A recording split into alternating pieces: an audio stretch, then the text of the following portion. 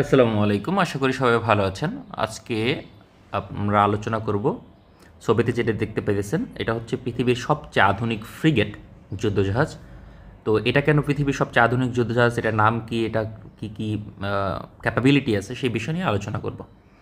তো ফ্রিগেট কি, এটা যদি আমি একটু বেসিক আলোচনা করি তাহলে বুঝতে পারবেন। জাহাজ সাধারণত যুদ্ধজাহাজগুলো তিন ধরনের হয়, একটা হয় করভেট, ফ্রিগেট আর ডেস্ট্রয়ার। আরও ভেরিয়েন্ট তৈরি করা যায়, কিন্তু সেগুলো আমরা যেমন ডেস্ট্রয়ারের থেকে ক্রুজার বলা যায় আর একটু আধুনিক। আসলে এগুলো এখন এক্সিস্ট করে না, ডেস্ট্রয়ারই এক ধরনের ক্রুজার বলা যায়। তো করভেট আর ফ্রিগেট নিয়ে আমরা আলোচনা করব। তো করভেট হলো ছোট আকারে, ফ্রিগেট হয় সাধারণত 4 থেকে 5,000 টন ডিসপ্লেসমেন্টের জাহাজকে আমরা ফ্রিগেট বলি। তো সেই ক্যাটাগরিতে বেল্লারা, এই ছবিতে যেটা দেখতে পেতেছেন এটার নাম হচ্ছে বেল্লারা বা অ্যাডমিরাল রোনাক ক্লাসও বলা হয়, আবার এফডিআইও বলা হয়। আসলে এই তিনটেই এক, মানে একটাই জাহাজ বিভিন্ন নামে পরিচিত। তো এটা কেন পৃথিবীর সেরা ফ্রিগেট এবং কি কি ক্যাপাবিলিটি আছে সেটা আলোচনা করলে বুঝতে পারবেন যে এটার মধ্যে কি আছে। ছবিতে যেটা দেখতে পাইতেছেন এটা হচ্ছে বেল্লারা ক্লাস। এখানে পিকচার দেখতে পাইতেছেন গ্রিসের ফ্ল্যাগ, এর কারণ আছে। এটা ফ্রান্সের তৈরি একটা যুদ্ধজাহাজ, নাভাল গ্রুপের। নাভাল গ্রুপ হচ্ছে যুদ্ধজাহাজ ডিজাইনের জন্য বর্তমান পৃথিবীতে সবচেয়ে রোবাস্ট আমার কাছে মনে হয়, এবং পাওনিয়ার ইনস্টিটিউশন ওর ধারে কাছে কেউ নাই। অন্য অন্য প্রতিষ্ঠান এত সুন্দর ইউনিক ডিজাইনই করতে পারে না যতটা নেভাল গ্রুপ পারে। তো এটা মোটামুটি লম্বায় আপনি 122 মিটার, 122 মিটার, এবং ডিসপ্লেসমেন্ট হচ্ছে 4,500 টন স্ট্যান্ডার্ড। আর যদি আপনি লোডেড অবস্থা থাকা মিসাইল টিসাইল সব কিছু নিয়ে এটা প্রায় 5,000 টনের ক্যাটাগরিতে পড়ে যায়। এবং vertical launcher air defence system আছে। এখানে ভার্টিক্যাল লঞ্চার এয়ার ডিফেন্স না, শুধুমাত্র বিভিন্ন ধরনের মিসাইলই এখানে ইউজ করা হয়। 32টা আছে মাত্র। তো কেন 32টা, এগুলো নিয়ে ডিটেলস আর শেষ পর্যায়ে গেলে বুঝতে পারবেন। তো 32টা ভার্টিক্যাল লঞ্চার কিন্তু অ্যানাফ, অনেক। এখানে কী কী মিসাইল থাকবে, এখানে ফ্রান্স যুক্ত করবে আপনার অ্যাস্তার 30 এবং 15 মিসাইল। তো 13-এর রেঞ্জ হচ্ছে লং রেঞ্জ, এটা হচ্ছে 120 কিলোমিটার, এবং পৃথিবীর মধ্যে সবচেয়ে আধুনিক এই রেঞ্জে এটাই। এটা হাইপারসনিক টার্গেটকেও ধ্বংস করতে সক্ষম, ব্যালিস্টিক মিসাইল, ক্রুজ মিসাইল, যুদ্ধ বিমান, সব ধরনের টার্গেটের বিরুদ্ধে কার্যকর। অ্যাস্তার 15 হচ্ছে মিডিয়াম রেঞ্জের 30 কিলোমিটার রেঞ্জের মিসাইল। এছাড়াও এখানে মিডিয়াম রেঞ্জে ফ্রান্স মাইকে এনজি মিসাইল ইউজ করবে, যেটার রেঞ্জ 50 কিলোমিটার। এই অ্যাস্তার 15-এর পরিবর্তে, কারণ অ্যাস্তার 15 কিছুটা ব্যাকডেটেড আবার এক্সপেন্সিভ, তো ওটার একটা সলিউশন আনার চেষ্টা করছে ফ্রান্স। সেক্ষেত্রে মাইকা এনজি ইউজ করবে, ঠিক আছে, যেটা রেঞ্জ 50 কিলোমিটার। তো কম্বিনেশন থাকবে 32টার মধ্যে। এছাড়াও নেভাল স্ট্রাইক মিসাইল থাকবে। নেভাল স্ট্রাইক মিসাইল হচ্ছে ফ্রান্সের তৈরি একটা ল্যান্ড অ্যাটাক ক্রুজ মিসাইল, যার রেঞ্জ হচ্ছে 1500 কিলোমিটার, এখানে ইউজ হবে। এটা কয়টা ইউজ করবে, কতগুলো ইউজ করবে বলা কঠিন। সম্ভবত লং রেঞ্জের ল্যান্ড অ্যাটাক ক্রুজ মিসাইল 15টা ইউজ করতে পারে, আর বাদবাকি 15টা হলো কম্বিনেশন মিডিয়াম রেঞ্জে এবং লং রেঞ্জের মিলিতভাবে। এখন বলতে পারেন এয়ার ডিফেন্স তো কম হয়ে যায়, ওদের গ্রুপ অফ শিপ থাকে, ফরমেশনে থাকে, তো সেক্ষেত্রে ওইটা কম না। আর তাছাড়াও সেকেন্ডারি অপশন আছে। এই যে দেখতে পাইতেছেন এটা হচ্ছে রিম 116 short range air defence system, যুক্তরাষ্ট্রের তৈরি। এখানে গ্রিসের যে গ্রিস 3টা ক্রয় করছে, টোটাল 4টা, একটা হলো অপশনাল। তো 4টা টোটাল গ্রিস পাবে আর কি, গ্রিস অর্ডার দিছে ফ্রান্সের থেকে। তো এখানে গ্রিসের ভেরিয়েন্টে এখানে যুক্ত করছে হলো 21টার মতো short range air defence system. Short রেঞ্জে বেশ ভালো কার্যকরী এয়ার ডিফেন্স সিস্টেম এটাকে বলা যায়, অর্থাৎ নিজেকে রক্ষা করার জন্য যথেষ্ট এয়ার ডিফেন্স সিস্টেম এখানে আছে। এছাড়াও ফ্রান্সের ভেরিয়েন্টে এখানে যুক্ত করবে মাল্টিপল মিসাইল লঞ্চার মডিউলার। সেখানে ফ্রান্সের কী কী ব্যবহার করবে, ওরা নিজস্বভাবে তৈরি করছে একটা নতুন ভেরিয়েন্ট, যেখানে শর্ট রেঞ্জ এয়ার ডিফেন্স যেমন থাকবে এবং শর্ট রেঞ্জ অ্যান্টিশিপ মিসাইলও থাকবে, মানে খুবই ইউনিক বিষয়। এবং অ্যান্টি ট্যাঙ্ক রকেটও থাকবে, মানে জাহাজ বিধ্বংসী রকেট হিসেবে ওইগুলো ইউজ করবে আর কি। তো অ্যান্টি ট্যাঙ্ক গাইডেড মিসাইল কিন্তু এক ধরনের অ্যান্টিশিপ মিসাইলও শর্ট রেঞ্জে। তো এইগুলো সবগুলোই ফ্রান্সের ভেরিয়েন্টে ইউজ করতে পারবে বা ইউজ করা যাবে। কেন এতটা প্রয়োজন হলো বা এই ভেরিয়েন্টের কেন প্রয়োজন হয়েছে সেটা যদি বলি, আপনি দেখবেন সাম্প্রতিক সময় ইরান, তারপরে ইয়েমেন, এরা কী করে অসংখ্য ড্রোন ব্যবহার করে, মানে সারফেস ড্রোন, অর্থাৎ ছোটো ছোটো জাহাজ ব্যবহার করে এই বড় জাহাজকে ধ্বংস করার জন্য। তখন তো আপনি এন্টিশিপ মিসাইল আছে কয়টা, এখানে 8টা এন্টিশিপ মিসাইল ইউজ হয়। কি ভেরিয়েন্ট এটা নিয়ে পরে আলোচনা করতেছি। তো 8টা এন্টিশিপ মিসাইল দিয়ে আপনি 10টা জাহাজ আসলে আপনি কামে ধ্বংস করবেন, বা 20টা বা 25টা আসলে, তাই না, স্পিডবোট জাতীয় জাহাজ যদি আসে, তখন এই ধরনের 15টা 20টা মিসাইল থাকলে সহজেই ধ্বংস করে ফেলতে পারবে যে ধরনের স্পিডবোট আসবে। তাছাড়া সেগুলো রিফিল করা যায় খুব দ্রুত, 1 থেকে 2 মিনিট সময় লাগে মাত্র রিফিল করতে। তো ওটা একটা বাড়তি অ্যাডভান্টেজ দেবে। আর এন্টিশিপ মিসাইল হিসেবে এখানে কি ইউজ হয়, এখানে 8টা এন্টিশিপ মিসাইল আছে। এটার নাম হচ্ছে এক্সোসেট ব্লক 3 ভেরিয়েন্ট। ব্লক 3 ভেরিয়েন্টের রেঞ্জ হচ্ছে 220 কিলোমিটারের মতো, ধরেন 200 কিলোমিটার প্লাস। তো এটা সাবসোনিক মিসাইল, কিন্তু বর্তমান পৃথিবীতে সবচেয়ে আধুনিক এন্টিশিপ মিসাইল যেগুলো আছে তার মধ্যে এটা একটা। মানে এটার রেঞ্জ কম হতে পারে, কিন্তু এটা সি স্কিমিং ক্যাপাবিলিটি, অন্যান্য সেন্সর অ্যাবিলিটি মানে মারাত্মক লেভেলের ভালো। এবং এটা ব্যাটেল প্রুফ, ব্রিটেনের যুদ্ধজাহাজকে ধ্বংস করার রেকর্ডও আছে এটার। তো দারুণ একটা মিসাইল নিঃসন্দেহে, এবং কোয়ালিটি খুবই ভালো। এই জাহাজের যেটা সবচেয়ে ইউনিক বিষয়, যে কারণে এটা অনেকটা অন্যান্য জাহাজের থেকে বেটার, সেটার কারণ হচ্ছে রাডার। এখানে সিফায়ার 500 রাডার ইউজ করছে, যার রেঞ্জ 400 থেকে 500 কিলোমিটার, 450 কিলোমিটার স্ট্যান্ডার্ড হিসেবে ধরা হয়। এবং এটা গ্যান বেস রাডার, অর্থাৎ গ্যালিয়াম নাইট্রেট প্রযুক্তির রাডার, গ্যালিয়াম আর্সেনাইট প্রযুক্তি থেকেও বেটার পজিশনে আছে। এবং ফ্রান্সের রাডার টেকনোলজি, থ্যালেস গ্রুপের রাডার অনেক মানে আধুনিক। পৃথিবীর খুব কয়েকটা কোম্পানি আছে যারা ভালো রাডার তৈরি করে, তার মধ্যে থ্যালেস গ্রুপ একটা। তো তাদের সবচেয়ে লেটেস্ট রাডার এখানে যুক্ত করা হয়েছে। এবং এটা 4 সাইড রাডার আপনি দেখতে পারবেন এখানে এখানে, এবং 4 দিকেই রাডার ইউজ করা হয়েছে। সেক্ষেত্রে রাডার সিস্টেম অনেক আধুনিক। এবং পাশাপাশি স্টেলথ ক্যারেক্টারিস্টিক বজায় রেখে এখানে যে ইউনিকর্ন দিছে, বিভিন্ন কমিউনিকেশন ডিভাইস এখানে ইনস্টল করা হয়েছে সেটাও। এবং সেকেন্ডারি রাডার এটার ভিতরে দেওয়া হয়েছে। এছাড়াও আপনার বিভিন্ন ছোট ছোট ওয়েপন যেগুলো আছে 20 মিলিমিটার, সেগুলো এখানে ইনস্টল করছে।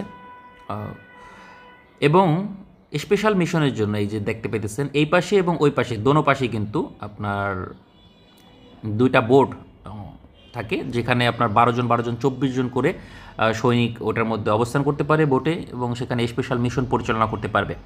তো এটা একটা বাড়তি ফিচার। এছাড়া স্টেল ক্যারেক্টারিস্টিক বজায় রাখছে, এই দেখেন এটা হচ্ছে টর্পিডো টিউব লঞ্চ করার জন্য, যদিও খুব একটা বোঝা যায় না আসলে। স্টেল ক্যারেক্টারিস্টিক বজায় রাখার জন্য এরকম ডিজাইন করছে। MU-90 টর্পেডো ইউজ করে, যেগুলো বেস্ট শর্ট রেঞ্জ ক্যাটাগরিতে অনেক আধুনিক টর্পেডো। এবং হেলিপ্যাড আছে, বড় হেলিপ্যাড, যেটা 10 টন ক্যাটাগরির হেলিকপ্টারকে ক্যারি করতে পারে। যেমন ধরেন বর্তমান পৃথিবীর যেসব অ্যান্টি সাবমেরিন হেলিকপ্টার আছে, যুক্তরাষ্ট্রের MS-60R, তারপরে MS-90 যেটা ফ্রান্সের বা ইউরোপীয় দেশগুলোর একটা অ্যান্টি সাবমেরিন হেলিকপ্টার, সব হেলিকপ্টার এখানে আপনার ল্যান্ডিং করতে পারে, তো ক্যারি করতে পারে, ওটা কোনো সমস্যা নয়। তবে এই জাহাজের ইউনিক আরও ফিচার আছে, সেটার জন্য অন্য একটা ছবি ইউজ করি তাহলে বুঝতে পারবেন। সেটা হচ্ছে অ্যান্টি সাবমেরিন ক্যাপাবিলিটি খুবই ভালো। 3 ধরনের সোনারি এখানে ইউজ করছে, বো বেস, হাল বেস এবং এক্সটার্নাল। এই যে এক্সটার্নাল দেখতে পেতেছেন, এক্সটার্নাল সোনার। আর হাল বেস সোনার এখানে থাকে, মানে একদম জাহাজের সাথে ফিট করা। এবং বো বেস হলো সামনে যে একটা পুতার মতো থাকে দেখবেন, তো ওটা হচ্ছে বো বলে। তো ওখানেও আপনার সোনার সিস্টেম ইউজ করছে। তো এটার অ্যান্টি সাবমেরিন ক্যাপাবিলিটি খুব ভালো, এবং খুব সহজেই জাহাজকে আপনার মানে প্রতিপক্ষের যে সাবমেরিনটাকে শনাক্ত করতে পারবে এবং ধ্বংস করতে পারবে। আপনাদের যেটা বলেছিলাম দেখেন, এখানে আরও ভিজুয়াল করা আছে সুন্দর। এই যে এখান দিয়ে জাহাজ নামাইতেছে স্পেশাল মিশনের জন্য, আবার প্রতিপক্ষের জাহাজ যে আইতেছে এই যে, হ্যাঁ, তাকে ধ্বংস করার জন্য আপনার এই যে এখান থেকে 20 মিলিমিটারের যে বুলেটগুলো আছে সেগুলো ফায়ার করতেছে দেখতেছেন। আর এয়ার ডিফেন্স সিস্টেম এই যে S-30 দেখা যাচ্ছে, তো S-30 এগুলো আবার অ্যান্টিশিপ মিসাইল এটা নিক্ষেপ করছে, এই যে একটা জাহাজকে ধ্বংস করছে। আবার এটা কিন্তু শুধুমাত্র অ্যান্টি সাবমেরিন হেলিকপ্টার বহন করে তা না, অ্যাট দ্য সেম টাইম একটা UAVও বহন করতে পারে। আপনার হেলিকপ্টার, আনমেন্ড যে হেলিকপ্টার আছে ওইগুলা, যুদ্ধ বিমানকেও ধ্বংস করতে পারে। তো ক্যাপাবিলিটি ওয়াইজ, কোয়ালিটি ওয়াইজ এটা হচ্ছে পৃথিবীর মধ্যে সবচেয়ে আধুনিক জাহাজের একটা বলতে পারেন। বর্তমানে ফ্রান্সের কাছে মানে এটা এই বছরই হয়তো ফ্রান্স একটা বা দুইটা ওদের বহরে কমিশন করে ফেলবে। ফ্রান্সের পরিকল্পনা ছিল 5টা ওদের ফ্লিটে যুক্ত করা, 5টা প্রাথমিক পরিকল্পনা, কিন্তু রিসেন্টলি ওদের চাপ বাড়ছে, যে কারণে আরও এখানে 3টে অ্যাড করছে। তো ফ্রান্স 8টা যুদ্ধজাহাজ অ্যাড করবে 2030-এর পূর্বে, 8টা নিজেদের ফ্লিটে। আর গ্রিস অ্যাড করবে 4টা, মানে গ্রিস অলরেডি অর্ডার দিয়ে দিছে 3টে এবং একটা এক্সট্রা, তো টোটাল 4টা অর্ডার দিছে। তো 12টা জাহাজ এগুলো তৈরি হবে। এবং আরও কয়েকটা দেশ আছে যারা এটাকে করার জন্য চিন্তা ভাবনা করতেছে, যেমন ইন্দোনেশিয়া, নরওয়ে, এরকম আরও কয়েকটা দেশ আছে তারা। তো এই জাহাজের কিন্তু কস্ট অনেক বেশি। সাধারণত ফ্রিগেটের কস্ট কত হয় ধরতে পারেন 500-600 মিলিয়ন, স্ট্যান্ডার্ড যেগুলো 700 মিলিয়ন।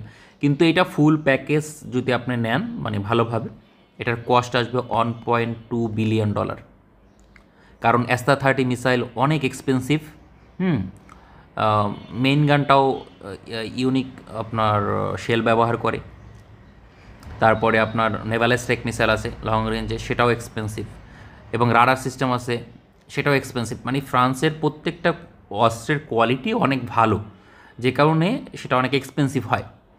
ওরা মানে সমরস্ত্র তৈরি করে টাকার দিকে প্রথমে বিবেচনা করে না যে কত হবে, আগে বানায় তারপর দেখে যে কত হইলে মানে সেল করা যায়। এখন এটারে আপনি কম টাকা মানে ব্যবহার করতে পারেন, যেমন ফ্রান্স নিজের জন্য এটা করতে পারে, কিন্তু একটা ক্রয়কারী দেশের জন্য এই সিদ্ধান্ত নেওয়া কঠিন। যেমন ফ্রান্স করছে কি, ওদের কয়েকটা জাহাজে ওদের সিদ্ধান্ত হচ্ছে 32টার পরিবর্তে 16টা ভার্টিক্যাল লঞ্চার থাকবে। তো 16টা ভার্টিক্যাল লঞ্চার থাকলে কি হলো, আপনার যে ল্যান্ড অ্যাটাক ক্রুজ মিসাইলগুলো সেগুলো বহন করবে না ইনিশিয়াল স্টেজে। যখন যুদ্ধ হবে, যুদ্ধ পরিস্থিতিতে খুব দ্রুত আপনার উইদিন 7 ডেজের মধ্যে ওরা ওই ফাঁকা জায়গাগুলোকে আপনার ল্যান্ড অ্যাটাক ক্রুজ মিসাইল দিয়ে গ্যাপ ফিল করে দেবে। তখন জাহাজের মূল্য বাড়বে, কিন্তু যখন তো প্রয়োজন বেশি, এখন তো মূল্য কমানোর জন্য এই সিদ্ধান্ত নিচ্ছে যে 16টা করে থাকবে ফ্রান্সের ভেরিয়েন্টে। তো ওইটা আমি করতে পারি না বাংলাদেশে, কারণ আমি যখন আনবো, বাংলাদেশ বা অন্যান্য দেশ যখন আনবে, তখন সমস্যা পড়ে যাব যে না আমি আনলাম, এখন আমি আবেদন করলাম যে আমি এটা আপগ্রেড করব, আমাকে 7 ডেজ কেন 7 মাসও আপগ্রেড করে দেবে না। এটা আপগ্রেড করতে মিনিমাম 2 থেকে 3 বছর সময় লাগবে, বিভিন্ন প্রকিউরমেন্টের মধ্যে দিয়ে যাইতে হবে, এই সেই আলোচনা, মানে দেন দরবারে অনেক মানে বিষয় আছে। সব মিলিয়ে যথেষ্ট এক্সপেন্সিভ একটা ফ্রিগেট। এখন মূল আলোচনায় আসি, ফ্রিগেট কেন তৈরি করা হয়। দেখেন এই জাহাজের অ্যাভেলেবিলিটি রেট কত, বছরে 145 দিন ফ্রিগেটের, যেটা অনেক হাই বলা যায়। 145 দিন সার্ভিস দিতে পারবে 365 দিনের ভিতরে।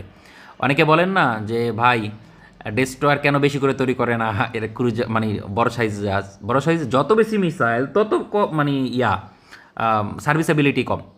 365 দিনের মধ্যে মাত্র 145 দিন, 1/3 একটু বেশি, মানে 40% টাইম সার্ভিস দিতে পারবে। যখন আপনি ডেস্ট্রয়ার তৈরি করবেন, সেই ডেস্ট্রয়ার ম্যাক্সিমাম যদি সার্ভিস দিতে পারে 90 দিন সার্ভিস দেবে। এখন বলতে পারেন যুদ্ধ টাইমে কী করবে, তাহলে যুদ্ধ টাইমে কী করবে বলতে কি, আপনি এই জাহাজকে টানা ব্যবহার করতে পারবেন, 1 বছর এরকম ব্যবহার করতে পারবেন টানা, 145 দিন দরকার নেই। কিন্তু জাহাজের যে সার্ভিস অ্যাবিলিটি সেটা পার্মানেন্টলি ড্যামেজ হয়ে যাবে মেনটেন্যান্সের অভাবে, কারণ এইসব জাহাজ প্রচুর মেনটেন্যান্স প্রয়োজন হয়। এই ধরনের জাহাজ আপনি 30 থেকে 40 বছর ব্যবহার করতে পারবেন এই ফর্মুলা ব্যবহার করে যদি ইউজ করেন। কিন্তু আপনি যদি ওই যে ওয়ার টাইমে 365 দিন ইউজ করবেন এরকম চিন্তাভাবনা থাকে, তাহলে এইটার সার্ভিস লাইফ কমে আসবে 15 বছরে বা 20 বছর ম্যাক্সিমাম, মানে অর্ধেক হয়ে যাবে। তো এটা হচ্ছে পার্থক্য, যে আপনি যত মানে ফ্রিগেট এই কারণেই দরকার, ডিস্ট্রয়ারের পাশাপাশি বৈচিত্র্য এই কারণেই দরকার যে আপনার সার্ভিস অ্যাবিলিটি বাড়াবেন, মানে ওয়ার টাইমে বা যে কোনো টাইমে অ্যাক্টিভ বেশি থাকবে আমার জাহাজগুলো। আর ফ্রান্সের ক্ষেত্রে বিষয়টা এরকমই, ফ্রান্সের অ্যাক্টিভ জাহাজ বেশি দরকার, কারণ ফ্রান্সের ওরকম শত্রু নাই, মানে শত্রু অনেক আছে কিন্তু ওরকম নাই যে ওর সাথে টক্কর দেবে এবং ওরে মানে অ্যাটাক করবে। ও বিশ্বের বিভিন্ন জায়গায় যায় যে ওর ঝামেলা বাজায়, আসলে ওর যে ওকে মানে ঝামেলা করবে এরকম রাষ্ট্র খুব কম আছে। তো এই জাহাজগুলা একটা পোটেনশিয়াল থ্রেট হলো তার্কির জন্য, কারণ এত কোয়ালিটিফুল জাহাজ তার্কির কাছে নাই। তার্কি TF-2000 আপনাদের নিয়ে আলোচনা করছি ইতিমধ্যে, TF-2000 জাহাজ তৈরি করতেছে। এবং তুরস্কের আই ক্লাস ফ্রিগেট আছে, মানে ইস্তাম্বুল ক্লাস ফ্রিগেট 3500 টনের। ওইগুলো আসলে ফ্রান্সের যে গুইন ক্লাস করভেট আছে ওগুলা আই ক্লাস ফ্রিগেটের থেকে বেটার পজিশনে আছে, মানে বেটার সোজা কথা। গ্রিস সেটাও কিনছে বা কিনবে ওই 4টা। তো TF-2000 থেকেও আপনার FDI বেটার, অনেক কনটেক্সেই better. Radar system, missile capability, sensor, মানে quality wise far far better. এখন মানে আপনি যদি বলেন, ওই একটা থিওরি আছে quantity has a quality all its own, ওই থিওরি অনুযায়ী হয়তো বা TF-2000 বেটার হবে, কারণ এখানে অনেক বেশি মিসাইল থাকবে, সম্ভবত 96 বা 80টার মতো বিএলএস থাকবে। তো সেই অনুযায়ী বলতে পারেন, কিন্তু as per quality definitely FDI মানে আনবিটেবল একটা ফ্রিগেট। তো গ্রিসের জন্য মানে এটা একটা ভালো ডিফেন্স তৈরি করবে, এই দেখতেছেন গ্রিস। তো তার কি এখান দিয়ে বাণিজ্য করে ভূমধ্যসাগর দিয়ে আপনার আটলান্টিকে পৌঁছায়, অথবা এখান থেকে পৌঁছাইতে হয় মিশর দিয়া, তো সেখানেও বাধা তৈরি করবে আসলে গ্রিস। তো এর বিপরীতে তুর্কির অপশন কিন্তু কম না, তুর্কিরও যথেষ্ট ক্যাপাবিলিটি আছে এবং ক্যাপাবিলিটি অর্জন করতেছে। তো গ্রিস এককভাবে বড় কোনো সমস্যা নয়। তো আজকে এই পর্যন্তই থাক।